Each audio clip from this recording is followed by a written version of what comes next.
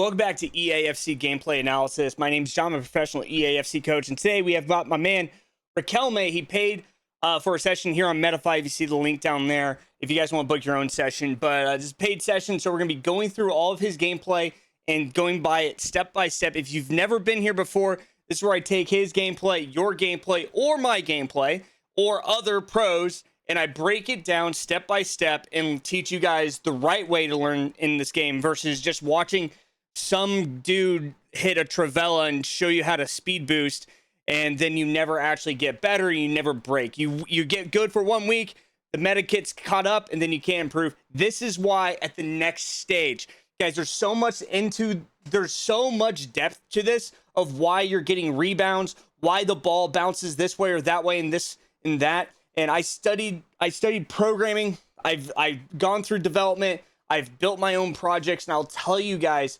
this game is the most not broken. It has some broken aspects. I'm not going to lie. But basically, the collision system in this game is so crazy. Once it gets to 99 stats all over, it's pretty much whoever is the best at inputs. There's no handicap anymore. That's what it is. There's no handicap. You are as good of a RNG. There's minimal RNG and there's total mechanics. So now it's going to be about, at the end of the game, at this stage of the game, it's going to be about managing your mechanics and managing AI and technique. And I truly believe this. I talk this all the time. Think of DDA in the 45th and the 90th minute is because your stamina values are so low that your RNG and your defensive awareness have gone down so much that they have no value anymore. So you're basically like with a 60 defensive awareness against like an Mbappe they just dropped onto the pitch as a sub, and he's coming in, he's flying by you. That's why there's so much more space. But if you have Relentless Plus, it's not as simple. It's not as easy. It's much tighter, and like once you feel it, you can understand it. And so like my first thought is like, why don't we have Relentless Plus? And so Riquelme, I guess my tip for you is put Relentless Plus on your center backs and your fullbacks if you can. That's what I do, and that's what works for me, because all these variables, they go way, way up for you when you can't tackle, and actually their values go down when you tackle. So, okay, so that's going to be kind of the intro. So, but basically, Riquelme, the main idea is, you know, we need, at this stage of the game, we need to be so much more focused on, I guess, we need to be so much more focused on the actual like mechanics in the game we need to be focused on the mechanics. His RNG variables are at 99 everything. And then we need to be focused on changing tactics, which I did see you have change of tactics. And so I do like that. If you guys haven't seen my last video, changing tactics is very important. Bro, did you hit me with the video with, and if you guys need help with trading on AI, check out our AI trader. You guys can follow our trader, and then it will help you make coins. Like today, it made 12 mil on 400 trades. And so if you guys want to know when to buy, when to sell, check it out below. Description's a link. It's called it's called FCalert.ai or FUTalert.co, which is the main site. So you can basically see when it goes up and down, and it'll tell you when to buy, when to sell all day long. Dude, you win extra time with the guy with gold, with a gold keep and a gold. I hope he subs him off. Does he sub him off? He might. But all right, let's break it down. I got you, my man. Let's do it. Okay, so that's actually a very nice play. So this is an example of actually exactly what I'm talking about. When we make this pass here. So when we make this pass, I forget who's his player, but when we make this pass, this is a pass that may or may not work every single time you make it. So like the animations of your player are running like this, and their animation is sitting flat. And so when you pass it, he's got Tiki Taka Plus, it works, right? But isn't this a little bit far for Tiki Taka Plus? It is. So what's happening is you're still activating a Tiki Taka Plus, but it's on the very, very small part of the RNG variable. So like if you have to be like, let's say from 0 to 10 distance to be able to hit a Tiki Taka Plus, the second you hit 11, it's not there. You're at like 9. And so what's happening is like you're barely accessing that tiki taka. And the reason why it goes through is because of this player. So what could happen is if he is switched over here, of course, even if he's just switched there, he might intercept it. But since he's not switched, and also who's his right back? I need to see this because it will it impacts how we play significantly, right? So oh wait, did it not show? There we go. Okay, so his right back is a 90 overall João Cancelo. So it's basically like we're playing with a super, like we're playing with like an in-game team versus like a team in, January. So that's where we're able to get away with some of these passes. So I want you to understand, when we get this goal, we have to, like, the proper way to really attack this is you make the right play technically, but you could have, if you hit an incisive, he doesn't hit that. So it's like that's a mechanic where it's really hard to, like, I guess, coach. And this is slightly off in the crosshair. So, and we just get scorched. He might be a Smurf though, right? He might be a Smurf doing his like an account he just started. So he might be decent, but let's see here. Okay, so like right when you get right here, you're fine. But this is what I would rather see off of a kickoff is if you guys struggle with kickoffs, the main thing is you just really just want to, like, if you just create this pyramid here, you pretty much just completely eliminate everything, because all they can do is attack you through here. That's it. If you push them wide, if they push wide, all of that early, like, oh, the AI is so bad, goes away. So if they go wide, it goes away pretty much, as long as they can't get around the edge, right? And as long as they can't get back to the center. That's it. So if you can just keep them what I call a pocket out here, usually you're going to do very, very well. So try to keep them in a pocket, and that's all you want to do. And so like right here, what we should be doing is either pulling in like this and down. That's all it is. And so you do that, it's just that space is never going to get open. And then you're getting into what I call a crosshair position. And so I've been making a lot of animations on stuff, but basically we get in a crosshair position, and you see how we run from here, and we run here, now we have to run back. That is what I call an inefficient, it's an inefficient movement. It's extremely inefficient. And so what you want to do, and if you ever watch VVD, he's so good at this in real life, but he's able to keep the player on one side. And so what I would choose to do in this scenario is I would choose to get on the inside of him, and then I would force him into this lane, this space. So I would go here, and then I would force him to take this space, and then we rotate with that space. And then what's going to happen is you're going to get this, or you're going to get this type of pass, right? You're going to get a link up like right here. However, now you are on the interior, so all you have to do is focus on him going this way, because all he can do is go straight. Because if he stops and cuts back, you're already ahead, you can stab, and you're in a better spot. So like right here, you're kind of there. Our animation is just a little bit off though. So like you're going kind of the right way, but that's where you make a mistake. You see how you charge going this way? What we really need to be is like this to manage the momentum.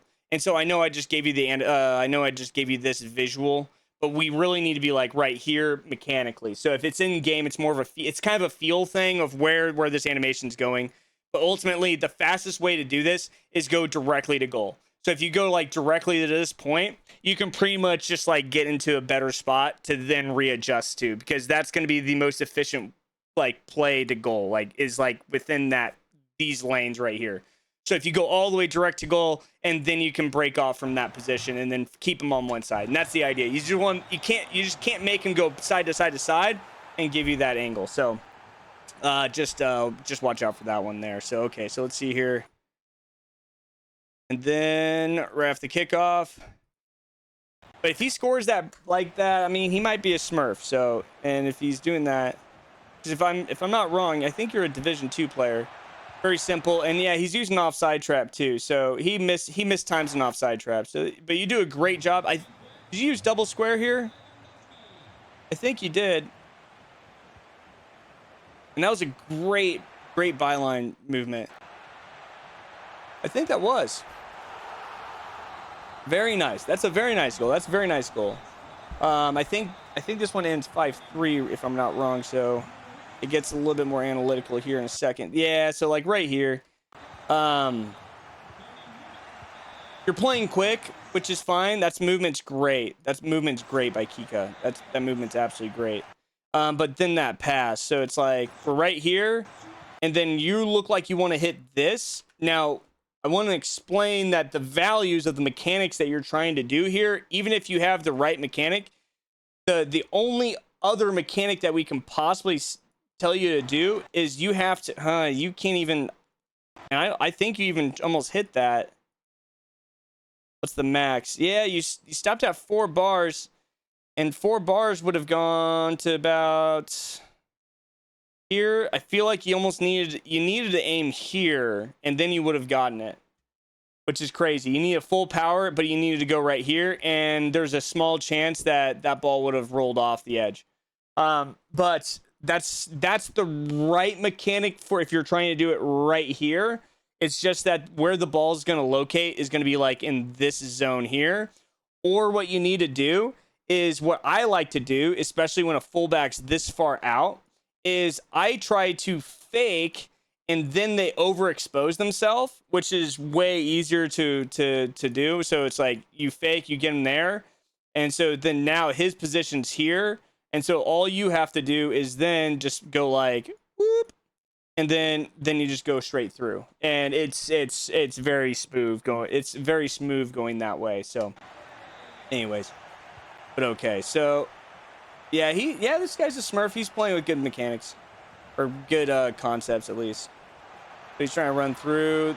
There's the shoulder. And that's where the shoulder barge makes sense. But I've seen people over abuse it. So very smooth, get out. But this is where you might struggle against like a higher level player because he has no defensive RNG variables. And so neither does that Lewandowski, I think. So if it was like Mateo, believe it or not, you might win that ball. That 25K card that used to be like $1 million. But there we go. Good run. Pull him. Too early, but that's all right. So this is good. Good breakout. Almost. Very close. I like this one, but so like right here, this is good. And then we need a pause. So, Raquelme, this is what we needed. Like, I think this is what we kind of need to work on here is like, you see how it's such an obvious play. So like, I don't know how to teach this without sounding insane. But like doing the right thing is sometimes the wrong thing given a certain scenario, because the likelihood of a player splitting off and like to go here versus attack you here is significantly high. And so when they split off to attack here and you still have the ball, their new angle is going to come from here. So in some ways, what you can do is you can simply like ball roll, get him to jump this way and then attack this way. But when you ball roll, you've now sent him on a run, right? So your player is now on a run. And so this is what pros do all the time. It's just a misdirection. But you send them on a run this way. Now the player exposes and comes in, and now you're going to play it this way, right? So now we play the ball this way.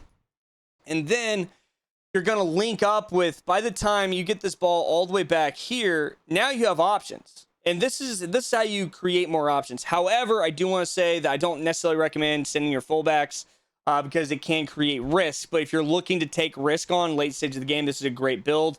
But basically what you do is you send this run, you fake, they're going to reposition a defense. It may be here instead. But the whole point is that they're going to take a step this way, most likely to try to defend like this interior pass. What they're worried about is this.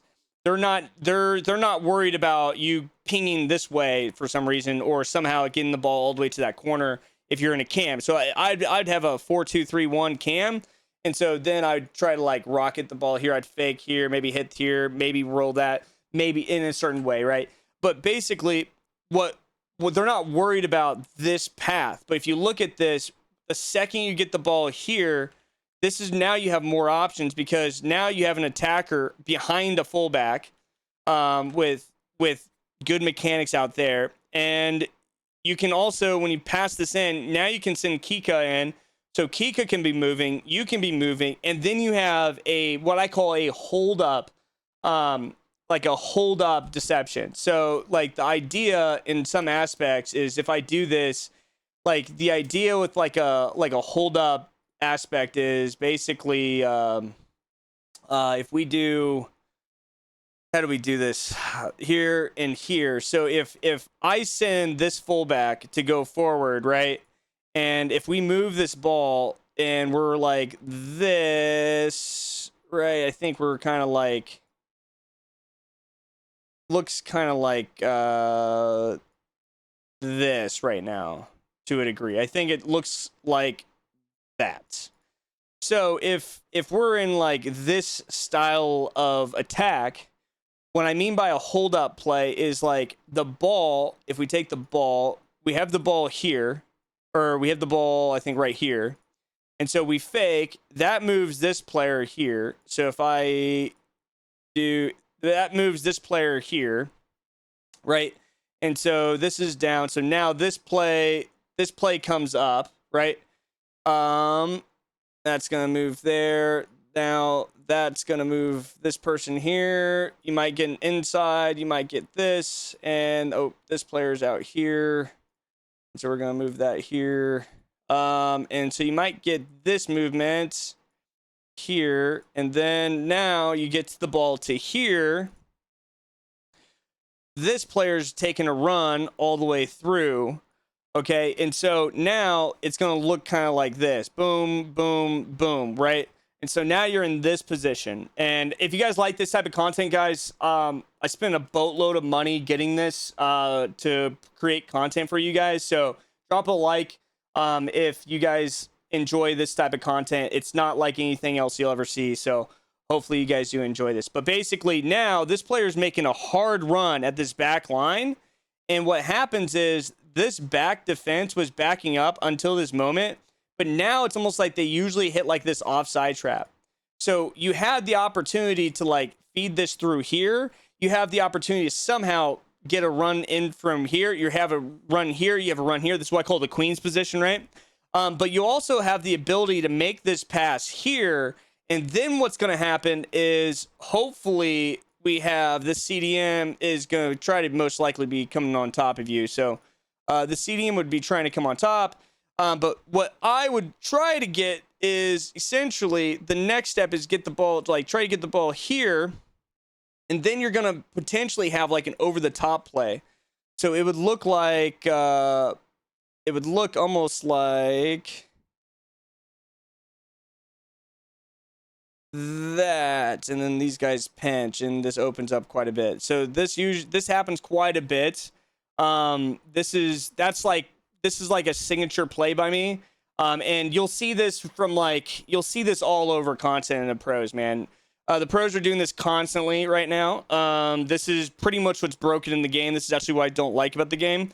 But ultimately what they're doing is they send these runs in and then they just go over the top. That's like kind of the idea. It's like this goes here, right? And then this kind of steps here, this steps down, this steps in, steps in.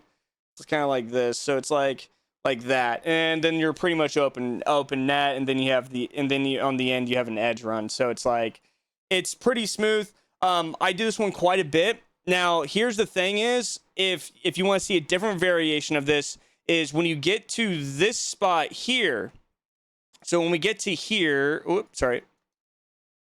we get to here, what can happen is sometimes they might select this player and move him in. Simple pass. You don't have to play this way. This is what we're doing all the time. And then guess what happened? I'm not even showing sending this run. What happens if I send this run and then they man mark this and then I pass it, or I pass it here. I pass it here. They switch quick. And then by the time it's here, he man marks down. While this is coming through, we pass it back. And now you almost have an opportunity for a two back here. Well, this guy would probably overlap now. But you have an opportunity back there for a top side. So it's like you can throw it fake up, down, and it's all through this like this cheeky little position. And so you don't have to go wide here, is what I'm saying. You see that? You send this player going through, and we just go right back. And then you can do an L1 X pass, keep it going straight.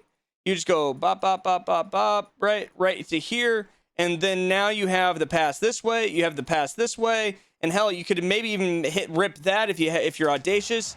But what this is constant. This is a very common thing, is you'll then get poached. Now, if he poaches like that, just fake right here. I see this all the time. Just fake right here, and then L1 and boost, and he's gonna step off. So if I move let me eliminate myself.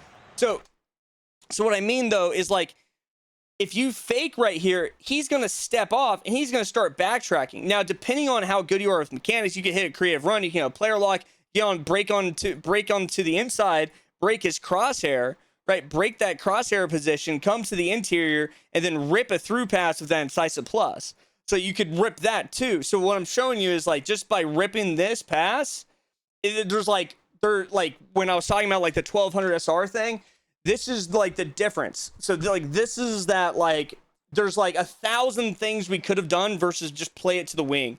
And so what I talk about all the time is like tactical positioning tactical positioning. It's a great way to say it. So it's like, if we build this again and I just go 10 and 10 here, just really quickly, and Raquel made, this is like the idea. So it's like, this is just a concept and a theory that I just want you to be thinking about constantly in the game, because it's not as common for people to think this, but it goes back to essentially crosshair defense. Okay, so it basically comes back, as I pull my camera back, it goes back to like crosshair defending. So when we talk about crosshair defending, the idea ultimately is, I'm just going to try to give you a quick example. Where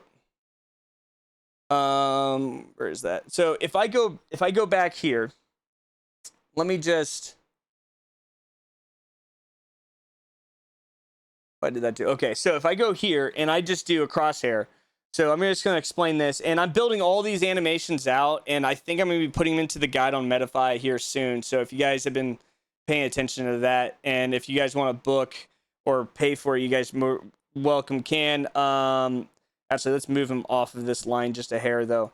Okay, so basically, if we take a crosshair, the idea is that when we get into a position like this, just so you guys can see it, we get into a position like this.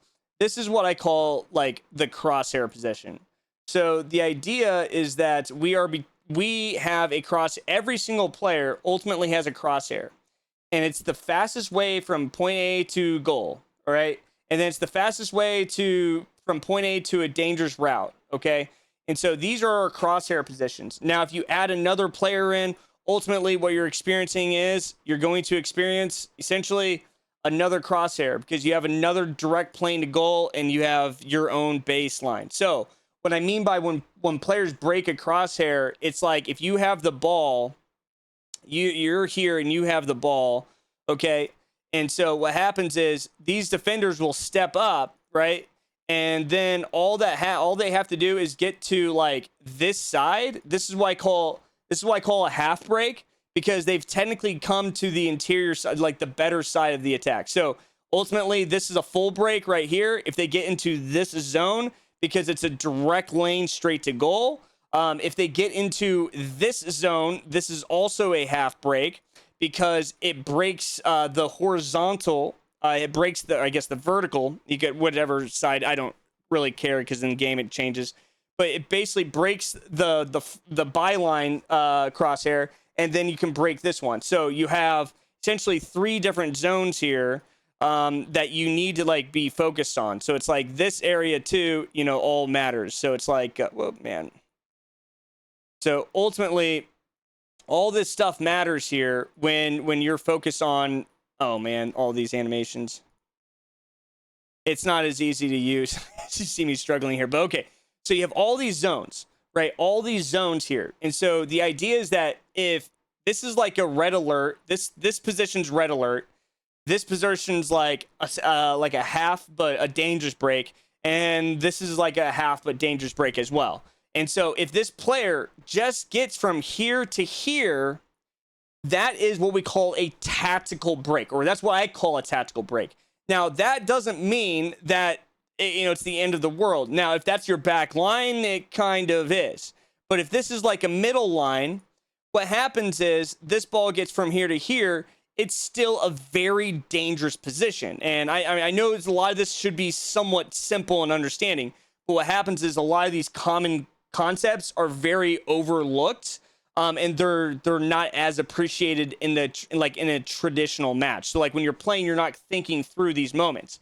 But what happens is if you start your play and it looks like this, what now a game looks like, so if we do that, right, the defense will look like one-on-one, one-on-one, one-on-one, right? It's all one-on-one.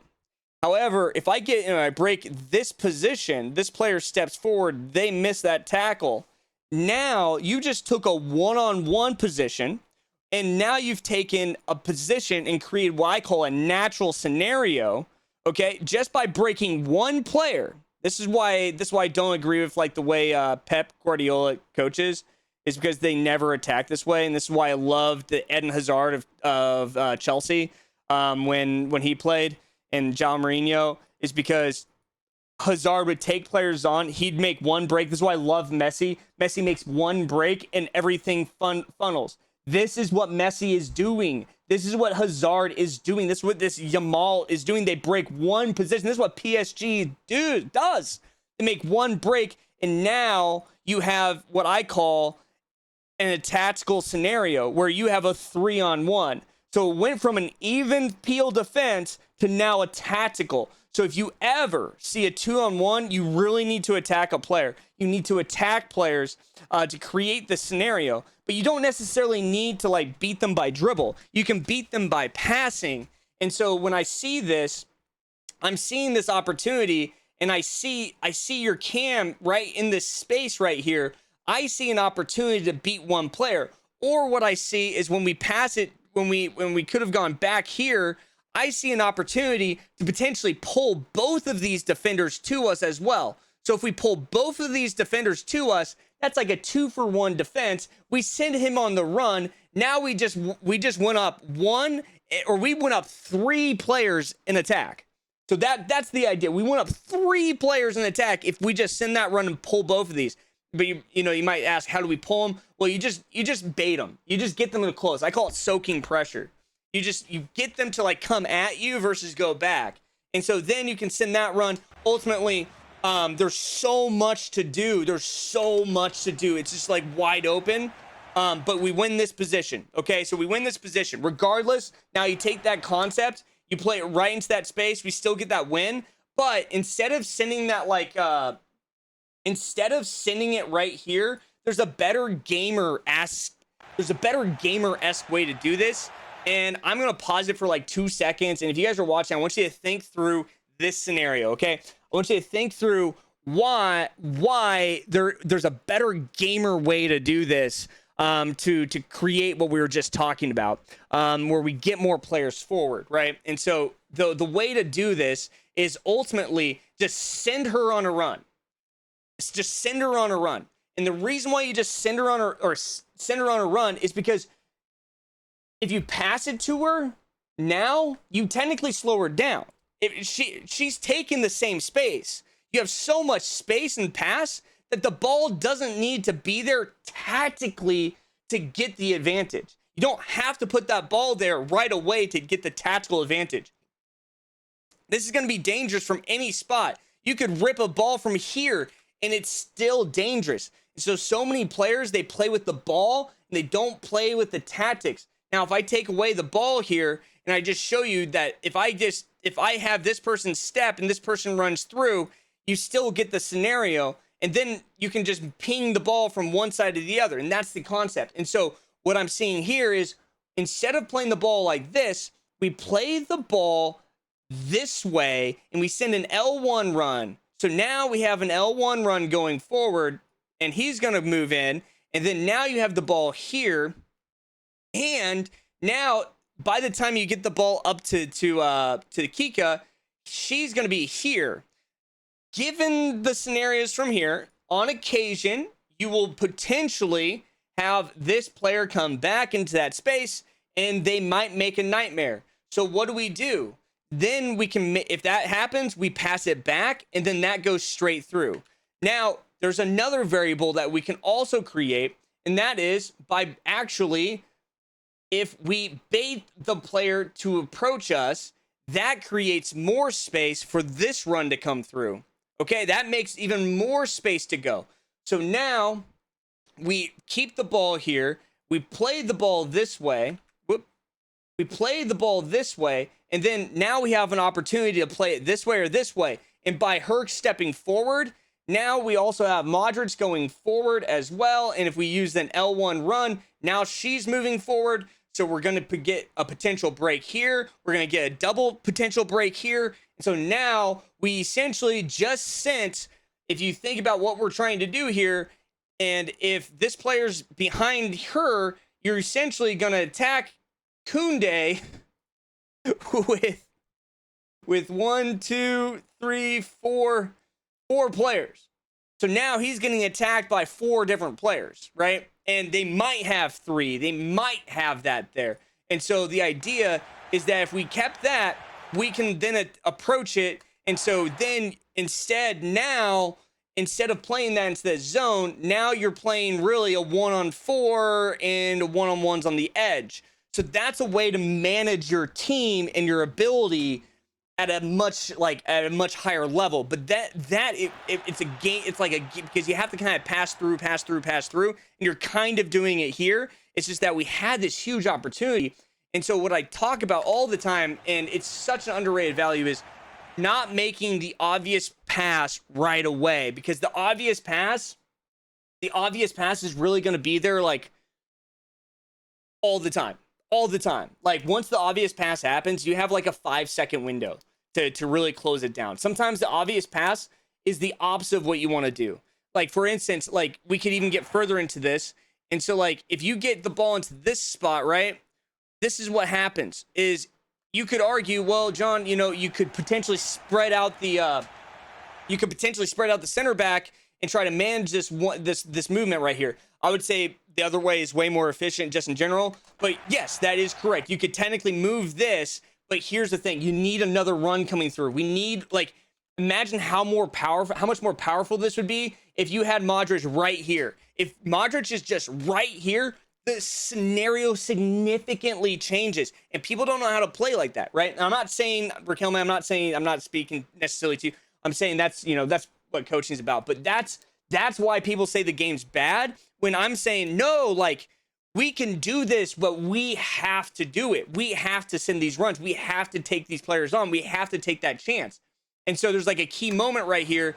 And this is where all you had to do is hold on to it, and then boom, boom. And then both those players running through. And now what you can still do is get the ball up here, and you can then, now you already set Koundé on a dangerous spot within half a second.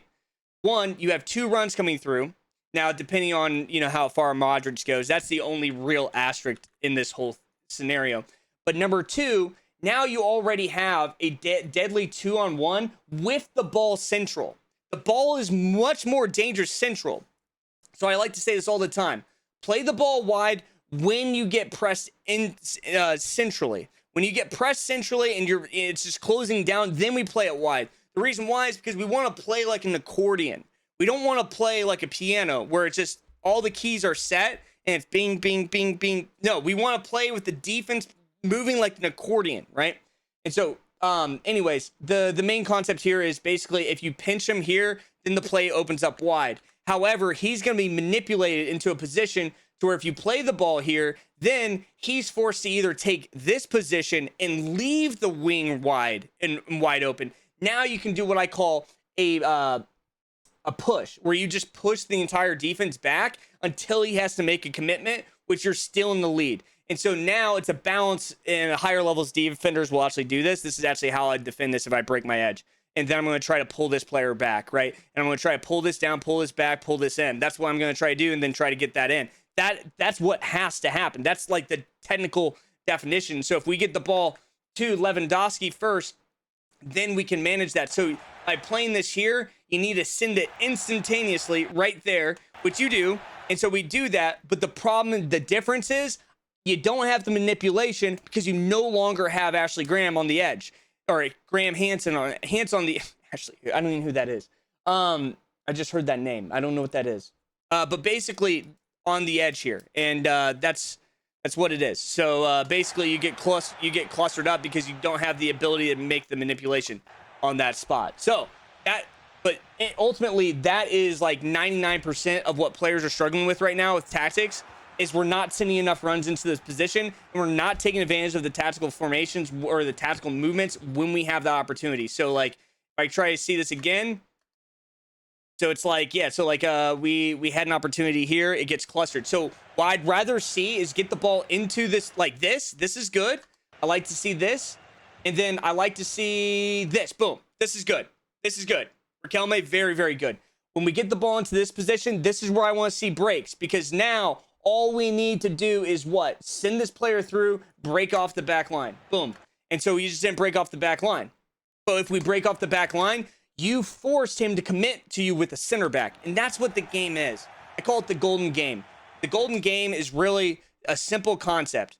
When I talk about the golden game, it's really just breaking a single crosshair and then breaking another one and breaking another one. And that's what it comes down to. So when I speak about the golden game, Riquelme, what you need to be focusing on, and this is what I strongly recommend for this part of the game, is what we need to be focusing on is a very simple concept. And it's basically being able to take the ball from this side of this player's crosshair, right? Of this player's crosshair and his direct lane to goal. And all you need to do is get to this side. That's it. That's the golden game. That's it. Ultimately, right? You may not even need the ball, but ultimately we just need to continuously get these moments, and then we gain significant advantages. And so when it comes down to it, you can't think in late stages of the game. So like that's what happens when I was talking, I'd be able to beat a 900 SR player, and I'd be down 4 goals, and like I would come back in the 60th minute, I'd lock in, and I just start focusing on some of the fundamental concepts that are key indicators. The definition I just gave you is like 95% of what this game is. Everything else is just BS to make that happen in a certain way. That's what it is. So what I just stated is exactly what that's why I call it the golden game, because that's what this game is. It's literally passing the ball or getting a player in front of the other player onto goal. That is it. It's just a ton of BS outside of it. So it's like right here, boom, and see that tiki-taka play, that is what we call a tactical play. That's a tactical break. Now you have a break on the edge. And so if you see this, so when we think of it through now, so Riquelme, when we're attacking, what we need to think about is when we get the ball here, pass is perfect. But now I want you to reference something. Reference the zone. Reference the zone here. And if you reference the zone of positioning, you don't have too much space. Now, I don't want you to go up here. If you think about it, all you have to do is break here, and now you have an attack. Now you have your attack built right through this lane here. You have this lane open. And so boom, and you go right back, right? And I get it because there's a player coming around the backside of your position.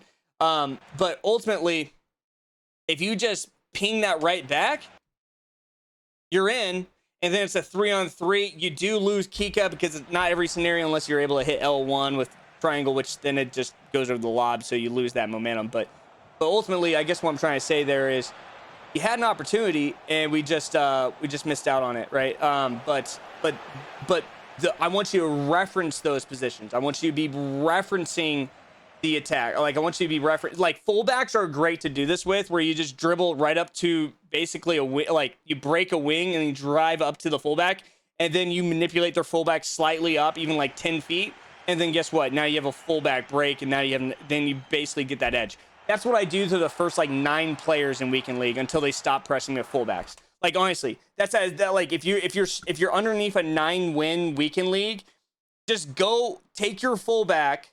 You can't lose the ball though, where it basically happens to you. You take your fullback, and I'll explain it here. You take your fullback. If I just eliminate this real quick. Whoop. That's not. You take your fullback, okay? So we take, boom, just like this, and this is like the attack, right? So if we do this, and let's just say it's like this, just real quick, boom. What's going to happen is, typically what happens is, with the ball here, this will help you just like beat almost everybody to get to like 10 wins. I promise you, you do this, you're just gonna get 10 wins. You're almost gonna get 9. It guarantees you like 9 wins if you have like Division 2 functionality. This tactical understanding is just, it's such a powerhouse of concept. But basically, all you have to do is get the ball and beat this guy. Once you beat this guy, so it's like this, right? So if you beat this guy, a lot of players will just go ahead and pass this here, and then guess what happens in the next clip? Boom, they just go back. They just go like that. So this is like, that's what like 99, that's what most players do. And that's just, I call it, you know what I'm saying? I just call it, I don't know, even, I didn't mouth anything. But basically, you can send that ball and then send that player forward. Okay, so now the attack sequence should look more around like this. Now, depending on how aggressive you want to be, what you can do is you can then attack this player here. So now you can actually send that all the way through. And sometimes what will happen is this player will be like inside, and then they'll end up like stepping out like that. That's definitely a possibility. So it'll look like this. And then they actually end up marking, and then that rotates like this entire back line just a little bit. So it sometimes looks like this, right? And so then they just keep running. Now, what players are expecting you to do is pass that ball. Now, this is what you have to do, is you have to bring it out over, you have to like bring it out wide. And so then now you're going to try to essentially feed this ball through. And so what ultimately happens at higher levels is this rotation will happen like this. So it's going to look kind of like this. So it's like this movement, right? So it's like kind of like this. Yeah, so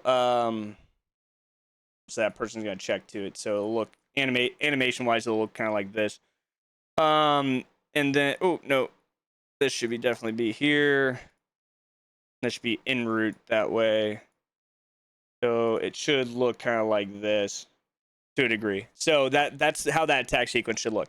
Now, that's one way to do it, but the thing about it is, what ultimately occurs is the wing gets exposed. So if you lose the ball, you get countered really easily.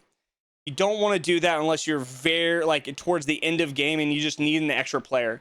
Because what happens is with the AI sometimes is the AI will then sit and mark, and if you have attacking fullback, like that fullback will stay there, and then this essentially already cascaded. This is already domino effect. And if you send another CDM into the mix, basically what ends up happening is this fullback gets stretched.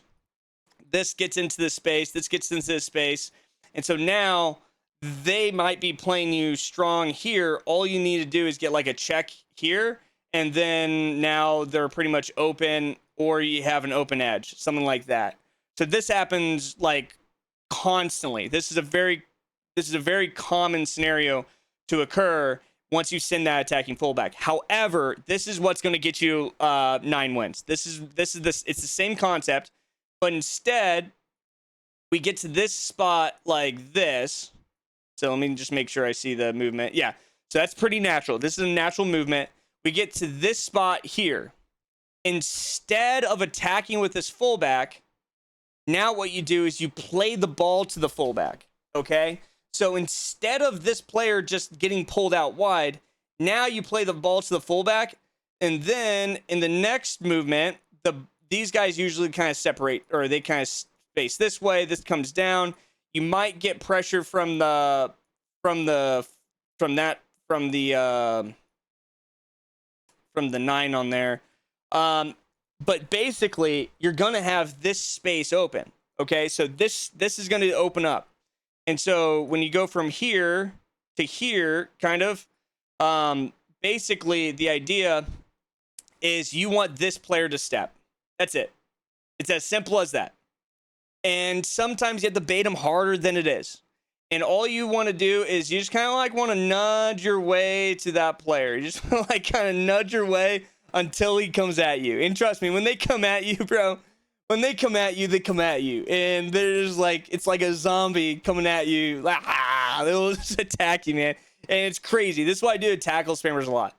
And so you break that edge. And this is the 4-2-3-1. This is the exploit I take against the 4-2-1-3 all the time. So if you want to be the 4-2-1-3, this is basically what you need to do. And so then they attack you there. You pass the ball back. Then they start to go backwards, right? Now you have in a position where that fullback is essentially out of the play. And so now they're stepping back. You're in an okay spot. Defensively, now you have one that's back. You have 5 defenders back. You're tactically strong. You have more defenders than the attackers. And you've eliminated one of the wings. That is the best way to get the most balanced attack every single time. Anders does this. You'll see it in every single attack. If you ever see an attack with a fullback, guess what? They don't play the fullback. They sit off the ball, and then the ball comes back. That happens in every 4-2-1-3 I see, every 4-2-3-1, every single scenario. This is happening all the time. And so all you need to do is find a little bit of a cheeky attribute and be able to beat. But this is the key. You need to be able to beat the 6 or the 8 before. And so sometimes what you'll end up doing is you need to attract that 6 to you and then play the ball. And then now you're just going to try to create like a natural scenario through what I call the attacking highway.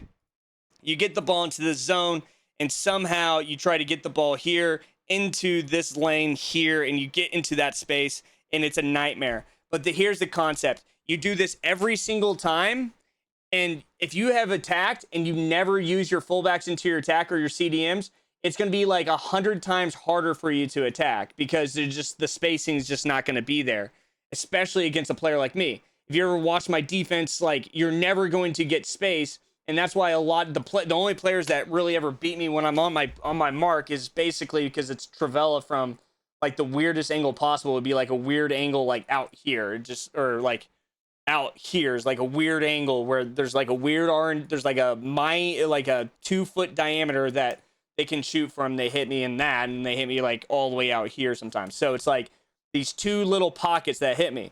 And so if you really understand how this game is made or how tactics are made, there's pockets in defense and there's pockets on the attack. And so ultimately we have like we have a pocket here from their defense, essentially. So if you look at it like this, they essentially have a pocket there. So it's like you can get into if you get into these pockets, you basically get into this pocket and you pull them and they try to close the pocket down. That's where you exploit. And so you basically pull a defender out and you completely open it up. And so like when I watch like this type of gameplay, when I watch this type of attack, I know you're a good player. I know you're a good gamer. I know this guy's way better than his squad is, definitely. But like right here, we made a couple mistakes mechanically to player switching. But like I don't think you need coaching to tell you like right here, well, you probably shouldn't charge this. So it's like this is an example of like tactical break. So like you're going to hit into like a mechanical position. You're gonna this type of thing's gonna happen. But here's the concept: you just broke your fullback. So everything that we were just talking about, ultimately, you think about it. Now he has three attackers right there. What did I say is the best way to break this back? Is just pull these guys down. So what I do know is what's going to be easier to get managed and control on is the center back. So if I can get the CDM to this position, this is what I call position replacement. You put them into this position. Now they can play as like a hybrid fullback CDM.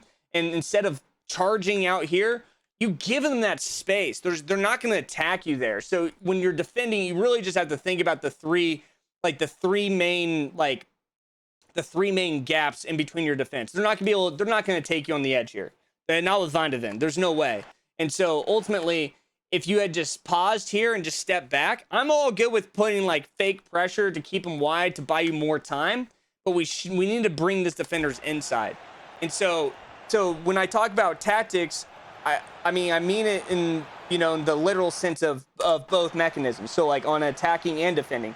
So your fullbacks are the most important step in like winning and losing in this game. Your fullbacks are, and I talk about that all the time.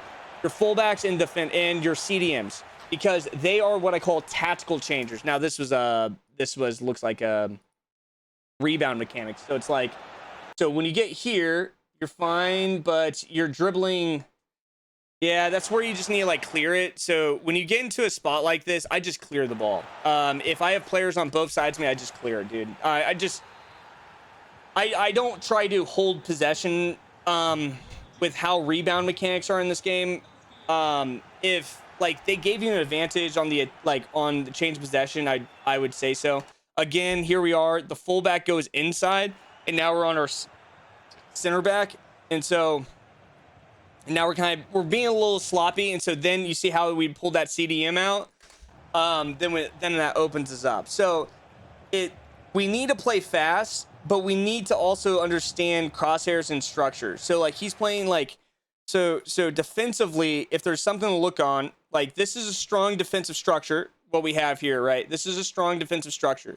But when we go into like defense, what we need to be thinking about is how our structure is really going to be impacted when it comes to not when they have possession and they're pulling us from side to side.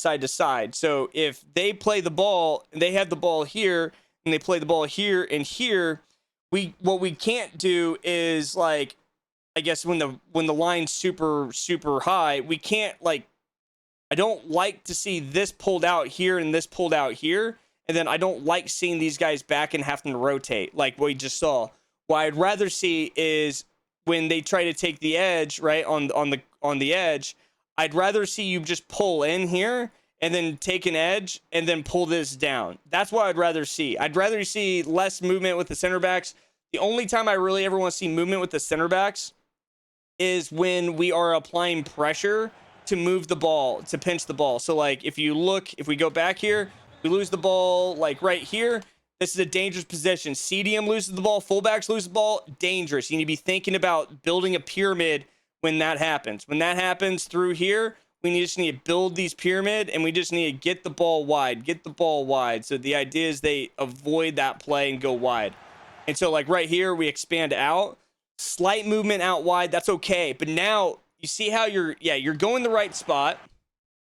So you're going to the right idea and the concept here, but now, like if we use the proper defense, you don't want to necessarily you don't want these players to rotate positions like this. You don't want them to do that because the AI is really weird. You don't want that to happen, but you're probably like, what do I do then?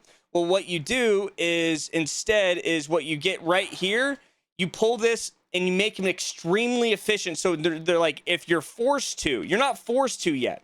And so then what we can do is pull this player down as well. So typically this fullback's going to actually step into his natural position a little bit more. You see how he's taking the good space. He's taking the good space. You can probably already start tapping R1 and then play the interior. And so what we need to do though is make sure we stay on the inside. And so then now we can swap to this fullback, and then we can eliminate this interior pass. And that's what we should have done.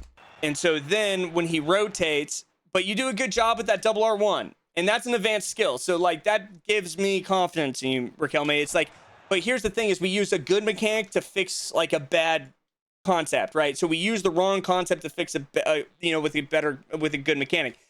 So I like that, but we shouldn't have to, right? Like there's an efficiency there. And so like, again, there we're charging up with this fullback. And here's the thing. I'm okay with that to a degree in that it's in this exact scenario, but like, had we had you know, had we had the center or the fullback, center back, then the CDM, you know what I mean, you would have pressure with the fullback, and then the CDM would be more structured, and then we wouldn't have to deal with it. And so what I'm saying is like, by just changing that one little movement, and now if you see this, now you're in a rotation, your CDM's out, now you're exposed. By just making that one little movement where the fullback maintains its position, you completely eliminate all that space. But you do a pretty good job eliminating that. It's just that he ends up making an unforced error. But I know we only got through 26 minutes here, so I'm going to try to speed this up just a hair here, just to see if we can find these key moments. But yes, this is what I'm looking for, and this is what I'm looking for right here. See that? But there's no break. You see how that's close? No break. Now you break, actually, and can you get there? You don't. But like, that's what I'm looking for. I'm looking for these constant breaks. So like, that was a good step. And so this is an example of like, so like right here, this is an example of taking risk for reward, right? So this is what we have to understand when we take risk. You can win this and then win the ball, but guess what? We need to go. We don't go this way. We go this way. And so it took us too long. And so when you win the ball, your thumbs need to be ready. Okay. And that, like, honestly, if you think about it, had we not been looking this way, and when we receive the ball and we just pass it instantaneously, now the attack is open. And guess what? Now we get a break here. You know what I'm trying to say? And so like, that's where those micro mechanics can really impact like the speed of play, because then we beat an edge. But this is good right here. So that's a tactical break. And do we get an advantage? We don't get an advantage. She does recover, but these are the little things that you should be looking for. Close, right? But here's the concept is you're trying to feed the ball in here. No feed. There's no feed, right? There's no angle just yet. So, I mean, technically what you could try to do is like take like a step over, a little small, tiny speed boost, then try to get the ball here, maybe send a player, maybe work it around. But ultimately, we're just looking for that golden game, right? That golden game. So he speed boosts into us. Very nice. But and then he's trying to rip those. And so you're not breaking. So like this is what this is where I talk about this game just being like, when I see if I see that and he just shoots it and he scores that, that's not a game of wit, a game of skill. These are the type of shots that like if you master this, you're never going to get past like 11. Like I'm talking about the opponent. You're never going to get past like 11 wins, because the problem is you're not like, that's not a shot even like like somebody that knows the mechanics at the highest level would ever shoot, because they know that they can really work the play in much easier, if that makes sense. So good run here, but there's no movement with us. So this is where you get trapped and you get pushed into the corner. So like, if you take this edge like this, boom, 1, 2, send this run now. Send, and then send this run. And then before you send, like, I would actually tap L1. I would actually do this. I would L1X here, and then you like do a huge incisive here. That's what we should do. Because once we hit incisive, we lose her momentum. Then she's not in there. She's not in the attack. So she would be about like, you know, right here, or trying to be in that space then. And so we, like, this is part of like that chess side. So it's like,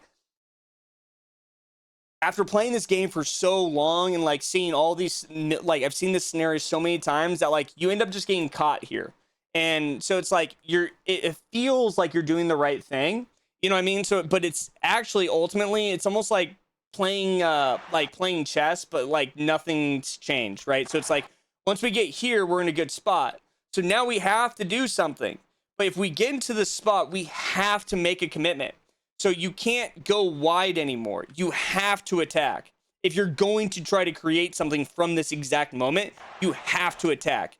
And so you see it, you do the player lock trying to fake and get in, but we need to get tighter in before we do that. There's too much space. It's going to be too hard. And so then you have to like force that.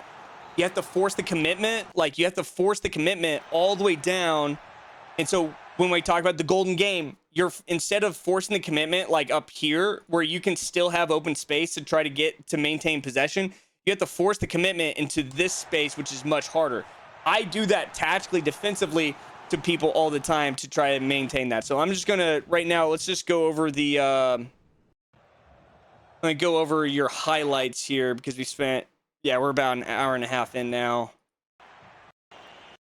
And so let's see here.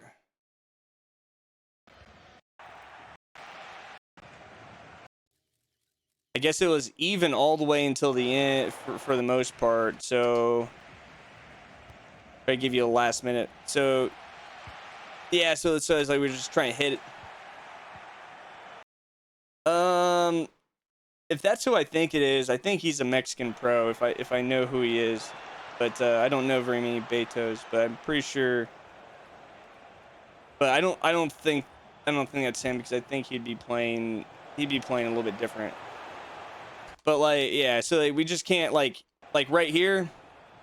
See how you step down? These are habits, and so you're essentially like you're like pulling yourself out of that space, and so again it's like you're just behind, and so but you see how he's just a little bit behind, so it's because we ended up making this slight movement out wide, and so if you look, we make just that much movement that eliminates our like ability to get to that space fast. So what we could have done is when you move that hard, you have to go into that space. You can't approach this. You have to go back into that space because look at your AI. Your AI is way off his line now. He's being really dumb. And so now he's having to charge back and you barely get pressure on him. And so if he had better RNG, you know, if whatever value, whatever it is, if he was more clutch there, that's a goal. But okay, let's see here. Try to go to the goals here.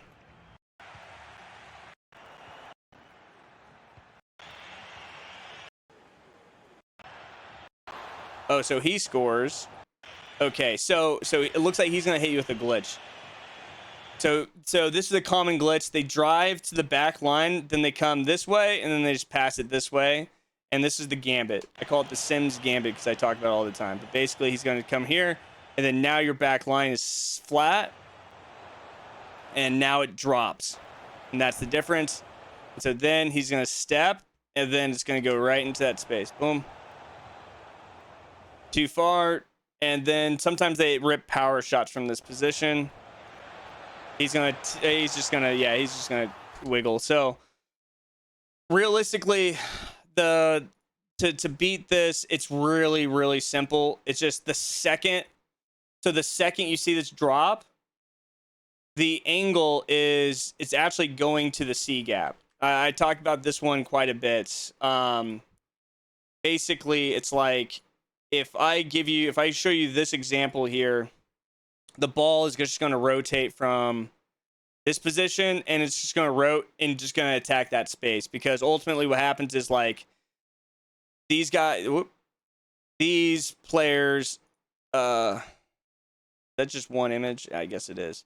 The CDMs end up going inward, and so then it exposes your edge, if that makes sense. So like right here, boom. What you need to be thinking now is on this rotation is not trying to hit this. What you need to be doing is hitting an offside trap and then grabbing the fullback. Grab the fullback because the offside trap's going to pull these guys up. Now, if you do this, you can hit an offside trap and maybe get that space, but your fullback's a little bit low. And so the second this happens, you're not going to be able to win that. You need to get off that. And this is what I call inefficient player switching. It's when we stay locked onto a position too long. And so when we need to. And so you cover the spot, right? You cover the pass, but now since we didn't pull the fullback in, now he's able to apply this gap pressure, and now it's a one-on-one, and all he has to do is make you miss, and he makes you miss. And so when it gets to a position like that, So when it gets to a position like that, the concept is that we need to play the 2-on-1 rotation play. So it looks like you're almost in the exact same scenario. One tiki talk. Oh, fantastic. That's a great goal. That's a great goal. Let's see it. So this is a better version of what just happened to you, because now what it looks like is you're going to go this way. Well, actually it looked like you went inside, but yeah. So this is a cutback, or I guess not a cutback, but very nice. It's the same. It's just like the exact same scenario as the way he scored on you, which is kind of funny. But let's see what your other goals are, because I think he scored twice. Okay, so now he's gonna probably. I'm surprised he's not trying to go to pens if he. So, ooh, very nice. And this is probably why you destroyed him in extra time. Is your RNG variables were really high right here. So let's see here. So like right here, if he had a different player, see how it animates right there. That's if he's not even two play style pluses, so he would have intercepted that. You wouldn't have gotten to that space. The ball gets here. That's fair. This spot's fair. So your finish is good, but the play past Rolfo is really. But if you think about it, what was the key moment? Was getting the ball from this spot to that spot with the player on your back, and you won the part, but it came from that mechanical position. And so then it's a domino effect. So every goal, and then you win that one. So you won one fairly and one by mechanics or by RNG variables. But oh man, that next goal happened really quick. Let's see here. Okay, so he's attacking with the winger. There it is. Now you attack with the edge. Yes. Do we sit him? So he sits anyway. So he double steps. You see that? So he double steps on, and then he's trying to offside trap.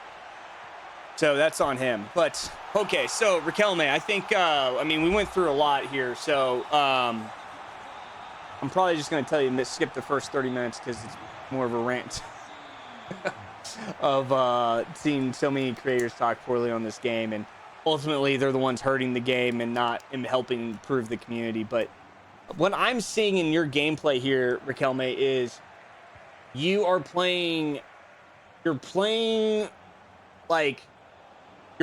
naturally at a very high level.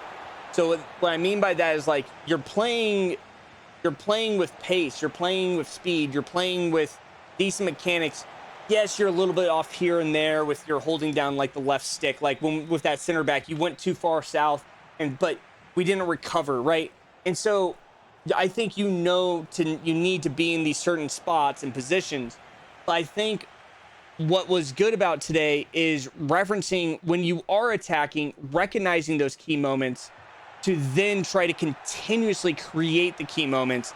And ultimately, that's what I think it is the reason why you didn't score more goals until it started to open up, is because we weren't forcing the opponent. We were not forcing the opponent to create angles. We're just allowing the angles to happen when they happen. And then we just try to see them come out naturally. And the next level for you is to force those angles. So hopefully this helps, and we'll see you in the next session. All right, take care, and good luck on your weekend league, my friend.